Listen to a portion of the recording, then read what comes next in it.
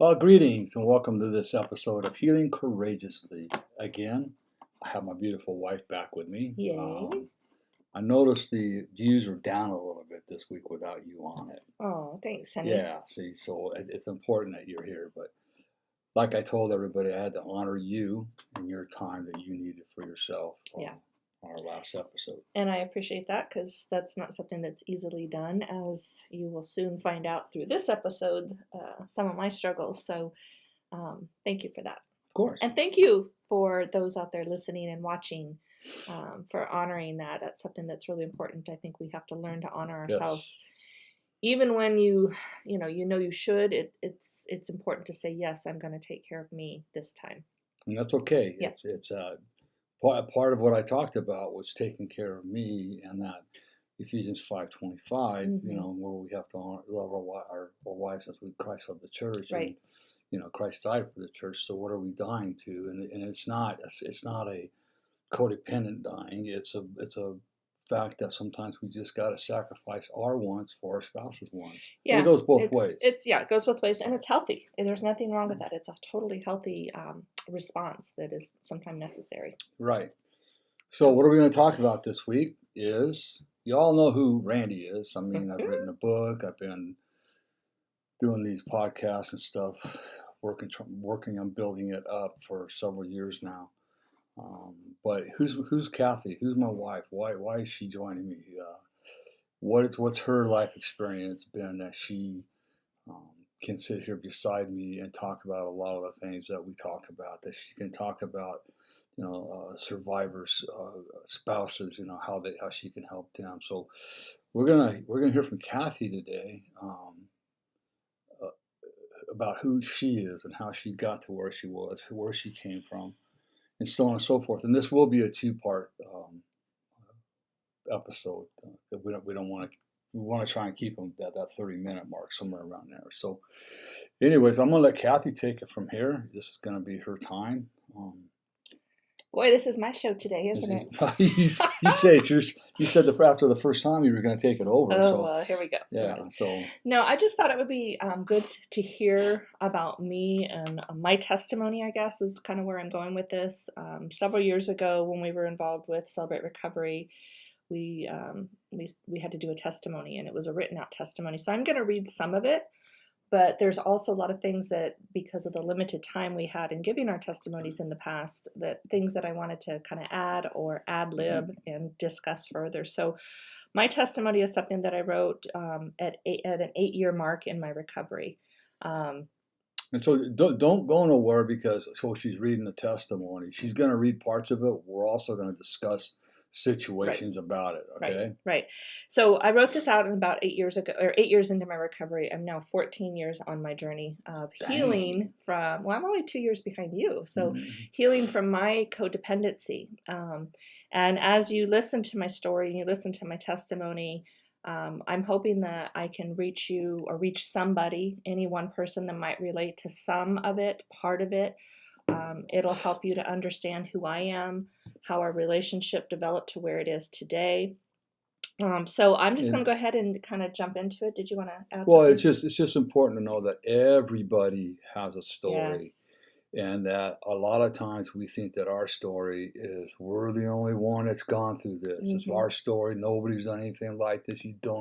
We hear it all the time. You don't understand. We do understand. We might not be you. We didn't go through your situation, but everybody has a story, and your story deserves to be heard, especially if you're carrying around a lot of pain from your story. Well, now that you've said that, I'm going to start, because that was a great intro to how I wrote this. And again, this was 8 years into my recovery. So some things have changed, other things I'm still working on. But I start with, we all have a story. God wrote my story, just like he's writing your story as well. And this is my story. My name is Cathy. I'm a grateful believer in Jesus Christ, and I'm in recovery for codependency. I am here to tell you that when it came to write my testimony, like many probably feel, I froze. I felt like I was in a freezer, and I had stayed there too long, so I didn't have anything to share. And my first thought is, why am I doing this? And I think a lot of us think, why do we do this? Why do we have to share our testimony? Why do we have to say anything? What can I possibly bring to this testimony? And so even 8 years into my recovery of working on myself, I still had self-doubts. And that's something that I still work on today is self-doubt. So in my recovery and in my journey through Celebrate Recovery, there's a scripture called First Thessalonians 1:8, and I think this applies to me. Maybe it will help you. And it reads that your lives are echoing the Master's word. The news of your faith in God is out, and definitely my faith in God was out in this process. We don't even have to say anything anymore. You're the message. I love how God's word is always on point, and I hear it just at the right time. So if he says, I'm the message, then so be it. I will be the message. So again, this is just one of the reasons that testimonies are so important, is because we all have something to share. And sometimes it's dark, sometimes there's joy, sometimes there's mediocre things. It doesn't really matter how great or how small or how minute we might think it'll be. There's somebody that needs to hear it. And I think that's what was important for me. I think on that, I'll comment on that.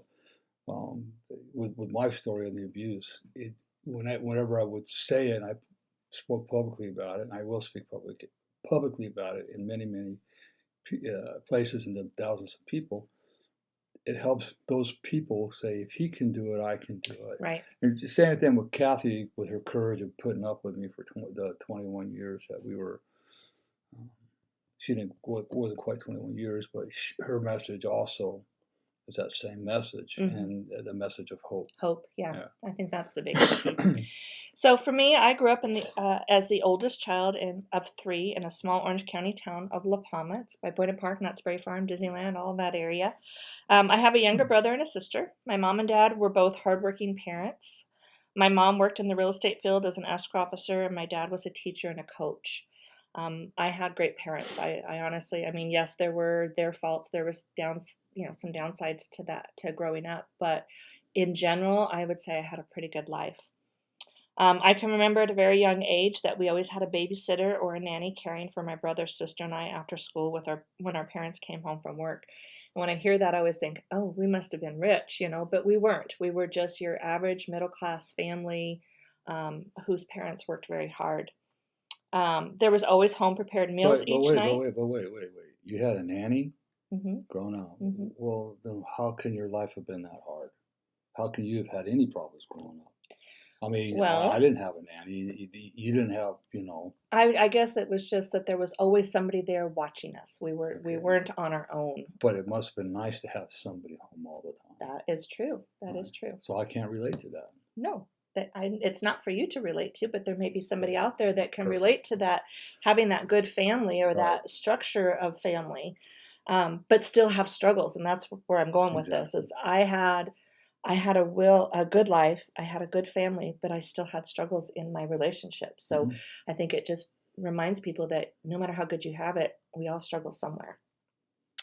So we always had meals prepared at night, and dinner was always on the table. It was really a treat to go out to dinner, so we didn't go out to dinner very often.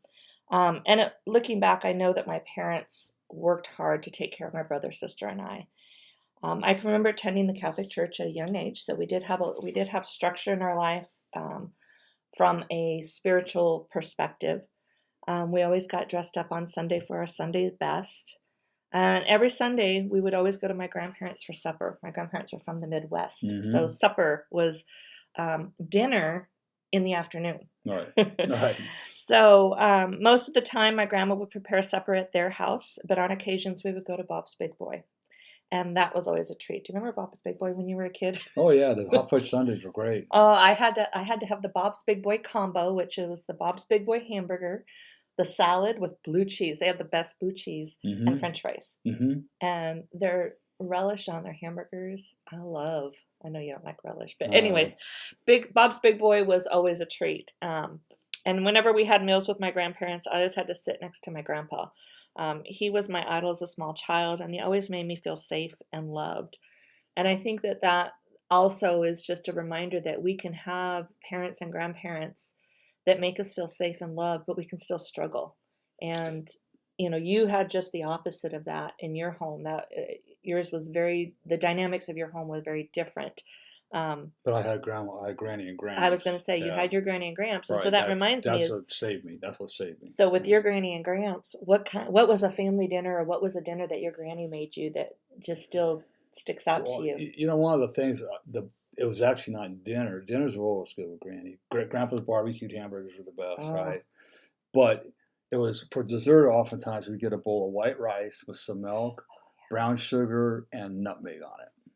so you see, you have a special Right, memory of right, those dinners, or right. those things that our Or grannies bring to us. or on a hot day, because back in the 60s and 70s, things were a little different. It wasn't soda pop. There was what was water with a root beer flavored fizz drop you'd put in it, or something Oh like that, yeah, or lemon lime, or something like how that. fun! Yeah. Yeah, Or you can't forget Granny's waffles yeah. and Granny's chocolate chip cookies. What about her peach pie?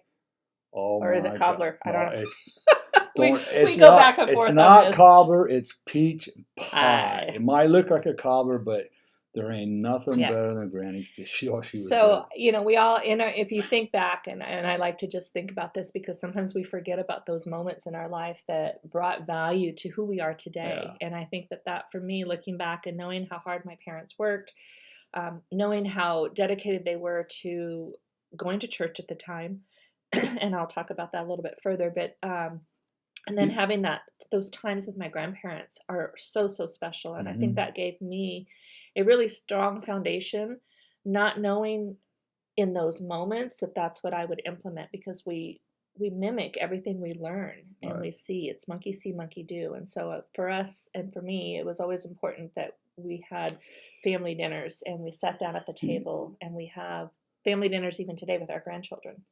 And the other thing, like with my grandparents, is Kathy and I are advocates against. You never have to raise a hand on a child. In fact, there's nowhere in the Bible that says you have to. Mm-hmm. And I'll do a whole series on that if that's what you want me to do. But I've done my research, and there's nothing in the Bible that says to hit a kid. I was safe in my grandparents' house. Mm-hmm. What I hated the most is my grandmother, when she got mad at me, she'd go, "Oh, you little shit." Right? And then she had this stool, and she would put it in the corner of the kitchen, and she would make me sit with my nose in the corner of the kitchen. And I hated it. Because you knew you disappointed her. Exactly. Yeah. At my house, it was nothing like that. It was all sorts of emotional name calling and beatings. Yeah. And then I want you again, your grandfather was your safe. One thing that brought up for me was my grandfather. Even as an adult, when I would go see him, I'd go up to him and say, "Hey, Gramps, how you doing?" And he'd grab my face, and he always had whiskers, his whisker. And he'd just rub my face in his whiskers, and I'd just scrub it in there. And he goes, "I love you, boy." And I'll never forget that. Yeah. I'll never forget so that. Those memories, I think, are important that we all look back and evaluate, because there's always something in there for us. So, but I'll go on here. So because I did attend church, I did have an understanding of God, who he was, yet I never learned how to read the Bible. And that was just one thing in the Catholic Church. But then again, it could be because we didn't go for my entire life. So the relationship with God that I learned at a young age would prove to be an important component in my life as I got older. So even that little bit of foundation that I had has made a huge impact on who I am today. And then for some reason, which I don't know, we stopped attending church after second grade. And I think it was because we started getting involved in sports and activities outside of the home and outside of school. We were, baseball, softball, those types of things were happening. Dance was happening.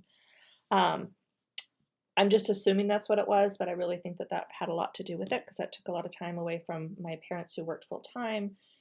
My dad was a coach, so he was not home a lot in the evenings as well because of his coaching. So I often wonder how different my life would have been had we gone to church all the time. But at this point, I'm grateful that I had that foundation that I had, because I do believe that was all part of God's plan. And I'm super grateful that I had an understanding of God, an understanding of the church, because at some time in my life, this is going to make a lot more sense. So I want to just kind of touch bases on the sports activities. A lot of that was also an impactful time in my life where it created character in me. I learned how to win. I learned how to lose. I learned how to accept. I learned how to be competitive, but yet compassionate and understanding, empathetic. So sports for us growing up was really, really important for me. For you, was it more of an escape for you, I think? Yeah, a lot of it was an escape. I mean, I love playing baseball. I had no support from my family whatsoever, so it was my self-esteem was so shot that I doubted myself throughout the entire time I did it. It's funny, Um, I'm sitting here and I'm thinking, kind of giggling inside, not because of what it was. It's just thinking how God has put two completely opposite, it's right, almost emotional thinking, how God has put two completely different households together in a hmm marriage of 39 years. right, And that just tells you God was working in both of and us both of us, a long yeah. time I ago. mean, well, then we played softball. I played softball for how many years, and I love playing Yeah, we did softball. that. We played But co-ed. It was a lot of fun. but in high school, the big thing was surfing because it was an escape. I was safe in the water. Okay, nobody could hurt me. Nobody could touch me. Oftentimes, I would surf well into the dark because I Mm-hmm. just didn't want to go home. Yeah. Because I was always afraid of what was going to happen at night when I was at home. Um, so yeah, it was surfing was probably my biggest escape. Yeah. And that's okay. I mean, So that was your it's safe. yeah, That's what was your safe point, and your safe place to plus go. I enjoy the ocean. I mean, you Yeah. know how I am right now. Once Yeah. a beach boy, always a beach boy. Yeah. Here I That am don't in change. Arizona. It's like so. Yeah, it's sports. I think sports. When we look at Garrett, our son, Mm-hmm. and our kids that played sports, All the kids, all the actually. When kids. What it's those were done the. is, yeah, all the kids. It's taught them some tremendous work ethics. If sports are played properly with the right coaches, Mm-hmm. it's going to teach you these tremendous work ethics and how to work together as a team.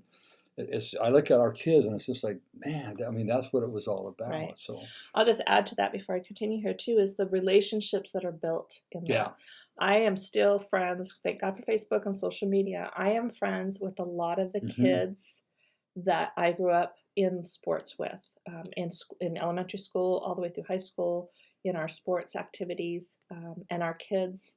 plus some of the parents of the kids that we I was just saying, coached. and the Yeah, kids that we right. coached, we're still friends with those kids And their and parents. their Yeah, parents, and so those relationships are really relationships that are awesome to be, to exactly. carry on. Exactly. So, anyways, growing up all through elementary school, junior high, and high school, I was a very outgoing person who loved to laugh and have a good time. Those that know me No. know that to be true.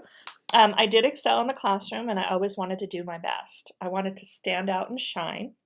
I was a rule follower and still can be. When I break the rule every now and then, Randy's like, "Oh, you broke the rules. Ooh, You're gonna girl. get in trouble." Um, But the downside is that she won't let me break the rules. no, But I do them anyway. I yeah, don't no. care. I just never wanted to do anything wrong. It made me feel good about myself and accepted by others. I always did my best to accept others for who they were. It didn't matter what their culture was. I was always going to accept them as this is what God says to do. I made friends easily and still have some very hmm close relationships that have lasted over 40 Yep. years. And that's a long time. But I love those relationships. Um, On the opposite spectrum, yeah. I Again, this is so interesting. because of what happened to me and the shame I was carrying. I don't have a lot of friends from. I have acquaintances from high school, but I don't have a lot of people that I can really truly call it friends in my life anymore. Yeah. Anthony is a really good friend that we ride bikes with, Mm-hmm. but it's they're just not there, and Yeah. it's not that I don't want them. I've been hurt so much that it's like, I mean, even with what's happened recently. Yeah. No, you're fine. So, I mean, and again, this is just the beauty of letting right. people know how different Yeah. we can be and on our where we came from, but yet how we can make a beautiful life, and that there's healing in a lot of that, so that we can create that. They're probably wondering what the heck's she doing with him. No, It's because I'm so good looking, huh? No. Get out. So let me continue here, because Okay, now go we're going to ahead. bring Randy into my life here. So in 1981, I met my husband Randy, this guy, handsome dude right here, for the first time at a birthday party for one of my parents' friends. Now, the story on that is that my mom and dad were best friends with his aunt and uncle. So we were at his aunt and uncle's house for their daughter's first birthday. So that's the very first time I saw him. Now those kids are 42 years old. Yeah, Yeah, 42 the years old. Danny, yeah. They're Yeah. 42 years old. So although he was still married to his first wife and I was still just dating, it wasn't until June of 1982 that we met again. By this time, he was now divorced and a father of a 2-year-old son. That's our Danny. Yep. We went on our first date together with his aunt and uncle to the Doodah Parade in Pasadena in November. I think it's always Thanksgiving weekend. It was a riot. This was a great day of fun and laughter. You got to see who I was Mhm. in all my glory. And I soon realized that I really kind of liked him. I liked you then. We dated a few more times that year, and by February 1983, he had proposed to me, and we were married August 20th, 1983, excuse me. Boy, this is just what I had dreamed of. Finding a hardworking, handsome man I could call my husband and eventually have a family with. I was all of 21 years old and felt so grown up at this time in my life. And I can remember, I mean, as little girls, I think we always dream about, getting married, having a family, wearing that wedding dress, having a house with the white picket fence. That was all the image that I had. And I remember my sister asking me, she goes, "Are you sure you're not just living out your dream?"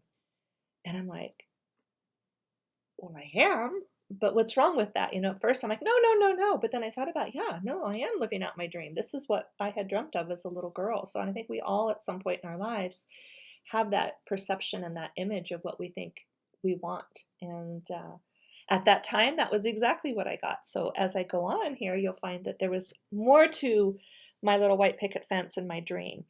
Little did I know just how much God's hands would be in our marriage, and I mentioned that earlier, how important that foundation of church was for me. When we were just dating, Randy had confided in me about a secret he had been carrying since he was 12 years old. He had told me he had been molested by his stepdad. And I did have no clue. I had no clue what that meant. But I do believe that when he shared that secret with me, that's when my codependency really kind of started. You see, I thought everything was going to be okay. We were going to tell his aunt. We were going to tell his granny. I was going to do everything I could to fix him and get the secret out so that he no longer has this burden that he has to carry. But little did I know how much work that was going to be. And, sometimes those secrets that people carry, whether it's in a marriage, whether it's something like abuse, they will destroy you. And so we have really worked hard since our journey of healing started to not carry any secrets. I think there were secrets that took place prior to recovery, but since recovery, I can honestly say there's been nothing that I have kept secret or sacred to myself, because it's important to have a healthy marriage to make sure that everything is out. Did you want to share anything on that?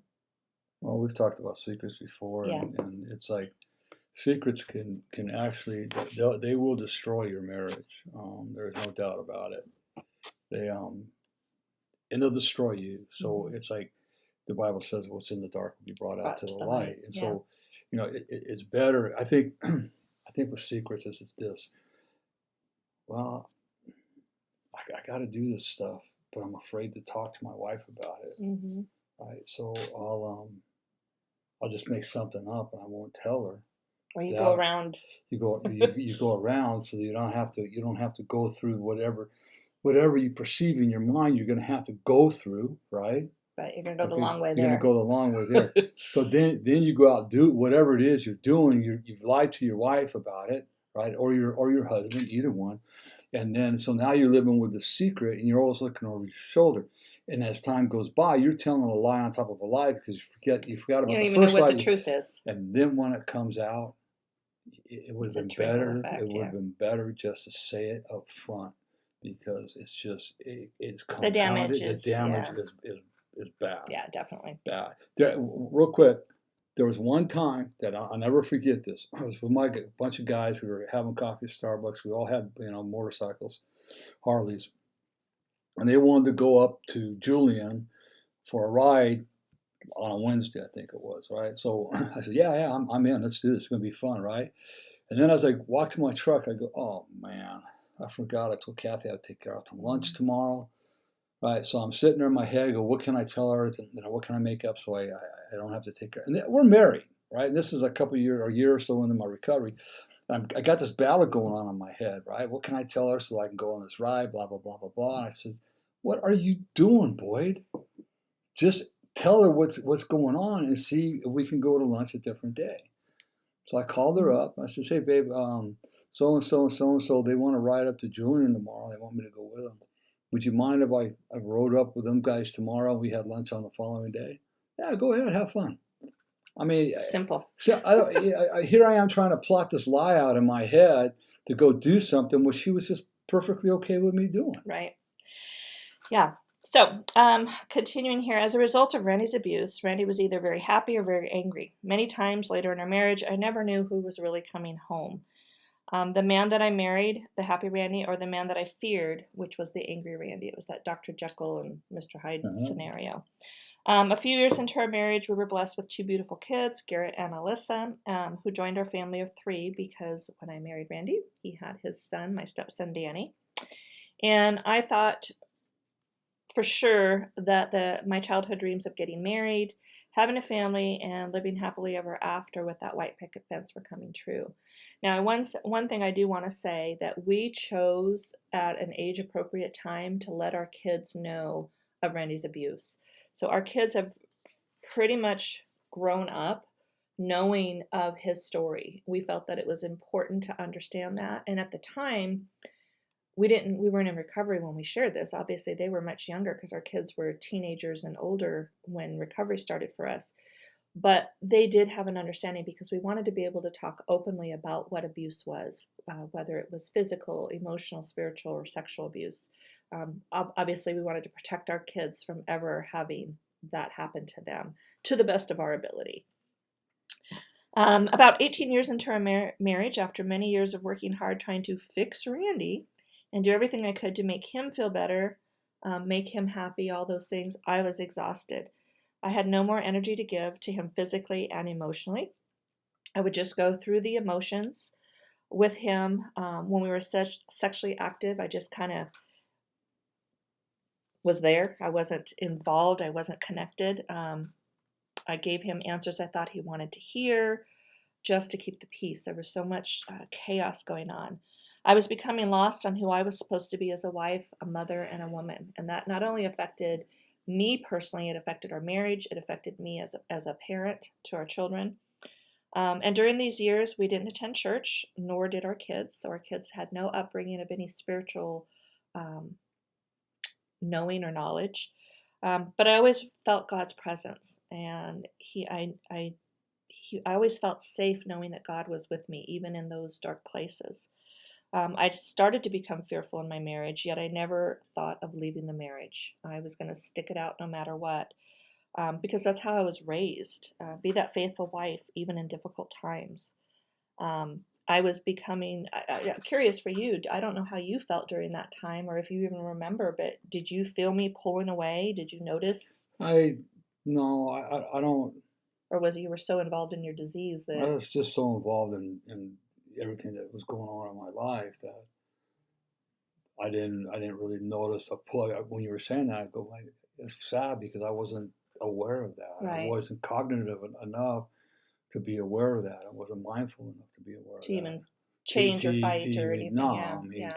And I think that's the disease of that's the addiction that's there, is that that a person who has an addiction, they get so caught in that web of addiction that it's very difficult to notice anything on the outside. and a lot of it too is you think it's normal. Yeah. You know, Yeah, that's true. it's just It normal. just We were happened married. and we're there. Yeah, we're here, we're This is part there, of and it. sometimes it's good, sometimes it's not, and it's good because there was a lot of good in our marriage, Mm-hmm. right? Yeah. And when it was good, but when it was bad, it was bad. Right. Right. So, being that this is how I was raised, that I was going to stick with it and stay with it, be the faithful wife even in difficult times. I mean, I saw my mom and dad fight on occasion, not very often, but they were always together. So I thought we're supposed to always be together. And there's a scripture that really stood out to me, and that's Galatians 5:22, which I love. It says, "But the fruit of the Spirit is love, joy, peace, patience, kindness, goodness, and faithfulness." And I get emotional thinking about that and reading that scripture because those are all the things that I want to be. And I feel like I am a lot of those things most of the time. I mean, there's times when I'm sure I'm not. But This is how I thought I was to be in every circumstance, no matter how difficult things were. The words mean so much more to me today, and I think Mm-hmm. I can obviously see that. Mm-hmm. Throughout most of my marriage, I never had many girlfriends. I had people that I worked with that were friends that I worked with, but mostly they were acquaintances. They were the parents of the kids that the kids played sports with. But I never felt like I could just go out and hang out with my friends. I became that dedicated wife and mother, and I honestly was too fearful to be anything more than that at this point in our marriage. Not that it was like this at the beginning, but during this time where things kind of shifted in our marriage. It was during this time that my marriage felt dark. I was drinking and using drugs right alongside Randy. And at some point, this all seemed very normal to me, like you mentioned, and really not a big deal. Right. At the beginning, it was all fun and games. And as time went on, I believe I drank and did drugs just to keep the peace and just check out. And I think that's a huge codependent behavior. There is that people pleasing, just do everything to keep the peace and keep calm. Lost myself in that process. But in 2003, while at a party with friends, I saw my husband lean down and kiss another woman on the back of her neck. She too was married, and because I had been drinking, my tongue was very loose. If any of you out there have a drink in the past, you know how easy it is to just fling those words. On our way home, I could not hold back any longer, and I said some things that escalated into a big fight. Once we were in the driveway of our home, the fight became physical as I slapped my husband across the face, and I'm not proud of that by any means. Not only to have him slap me back and knock me to the ground, fracturing my humerus bone. Our kids were teenagers at this point, and they were home during this time, and they were scared to death, so they called the police. My husband took off before the police arrived, and I was sent to the ER to have my shoulder looked at. After being discharged from the hospital in the early morning hours, I went home. My husband was already home and asleep, so I did what I thought I was supposed to do as the good wife: crawl into bed and fell asleep. This incident was never discussed by me or my husband again. I just stuffed it away like so many other things I had learned how to do. This became my coping mechanism. So, in this time of our life, we brought our kids into a really messy place. They saw a lot of our mess. And then, my coping mechanism was shut the door, ignore it, put it in a box, only to never open it again. Just when I thought I had hit my bottom and couldn't imagine anything else would happen to me, after all, I was that loving and dedicated wife, I was once again faced with more pain. In 2004, my womanly intuition kicked in, and I found out that my husband had been having an affair. As painful as this was, and as distraught as I felt, the thought crossed my mind: thank God, I don't have to do this anymore. This was trying to do anything and everything to make my husband happy. This was putting on a front to my family and friends that I had it all together, which I really didn't. And this was slowly breaking me down, and I no longer knew who I was. It was almost like a breath of fresh air that I didn't have to keep doing this.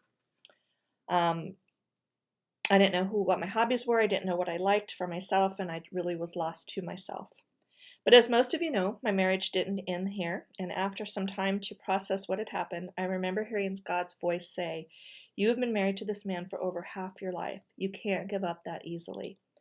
So with that voice and those words placed in my heart, I was focused on healing my broken heart and my broken marriage. Proverbs 10:12 is what I'm going to close with. Says, "Hatred stirs up strife, but love covers all sins. I know that no matter how much I was hurt and how much I hurt myself, I still love this man.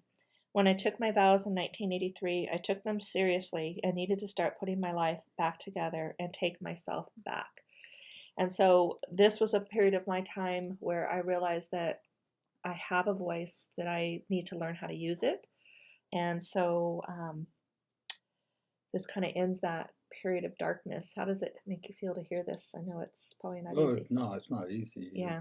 I'm not proud of none of it, but it was in 2004, so it was 18 years ago. So it's gone by quick. Um, Kathy will continue her story on part two, but none of it was easy. Yeah.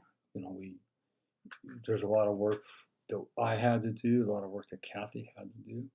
And we'll get into that a And little bit more in the we'll get into next that episode. Yeah. on the next episode. But it's the one thing Kathy and I talked about this not too long ago about our vows, and you say your vows before God, and I feel well, both of us, but Kathy really, she's upholding her vows. She has every right. She had every right to divorce me. Biblically, she had every right to divorce me. But because of her vows, she said, no, I'm not going to. She knew who I really was. Yeah. Right. And for that reason, she decided to fight. Right. And I decided to fight. And it took both of us being willing, and that's what we'll go exactly. into. You'll see a little bit more of that. But yeah, we really, if both people want the marriage to work, it will work. It does require work.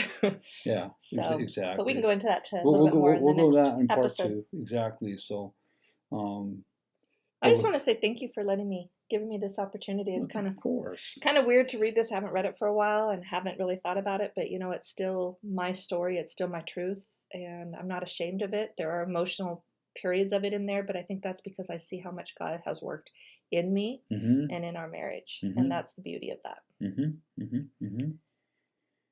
So thank you guys for listening. Just want to remind you of a couple things. You have a couple things you want to share? Yeah, let's, where's it at? Where's my book at? The flyer on my book. I didn't. As I mentioned, and it is finally here, long awaited, but the Spanish version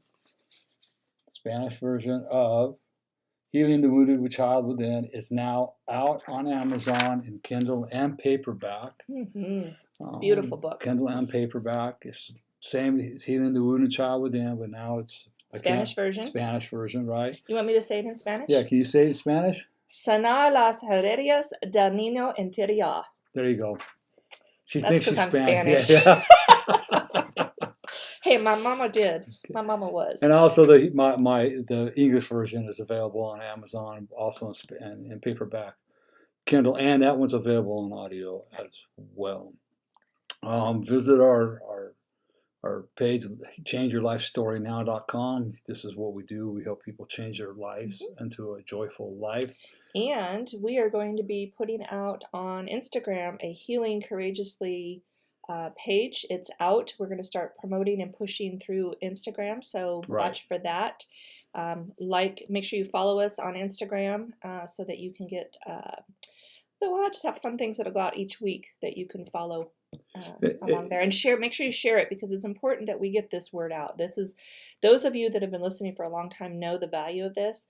Please share. It's important that you share our page, share information, share with your friends, social media, personally, whatever that looks like. It's really important to get this word out for people to know that there is hope and healing in their life. And also, they can subscribe to this on Anchor too. Perfect. I think there should be a link in there. I'll make sure that the link is in there that you just put and you subscribe to it.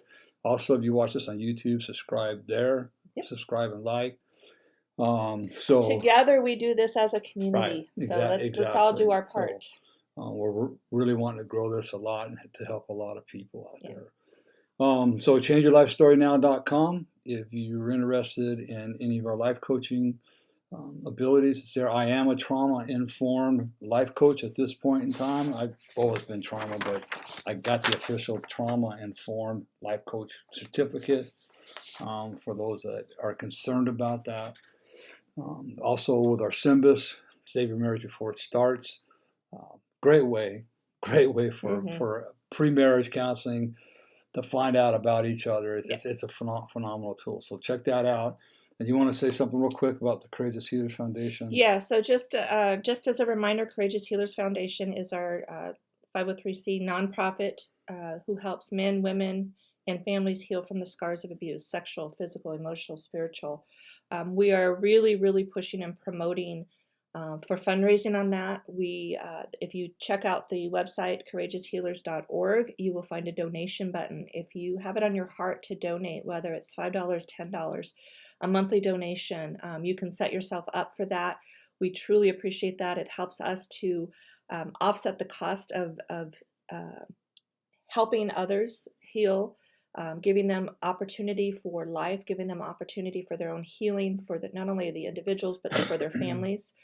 So we're really pushing that. It's really hard to ask for money. We ask that you pray with us for the foundation, that you continuously keep us in prayer, that God's going to direct and guide us on the next steps that we can take with that. And I think that's it. That's it, yeah. Yeah. So thank you for joining us again. Stay tuned. We'll have part 2 come out next week and be able to just continue on this episode. So we thank you for joining us on this episode. And again, having my wife here, I guess that's what people like. They don't like looking at me. They like looking at you. Thank you. And plus, it's a little softer approach when you're here. You know me, I can get pretty stern when I talk. Hear you in here sometimes. But you know what? Hey, it's how I'm passionate about it, and I know what's worked in our marriage, and we've seen it work and not work in other marriages. People don't do the work, and so on and so forth. So, all right. Remember, if nobody tells you they love you today, Randy does. Cathy does. More importantly, God does. Yes. Be blessed, everybody.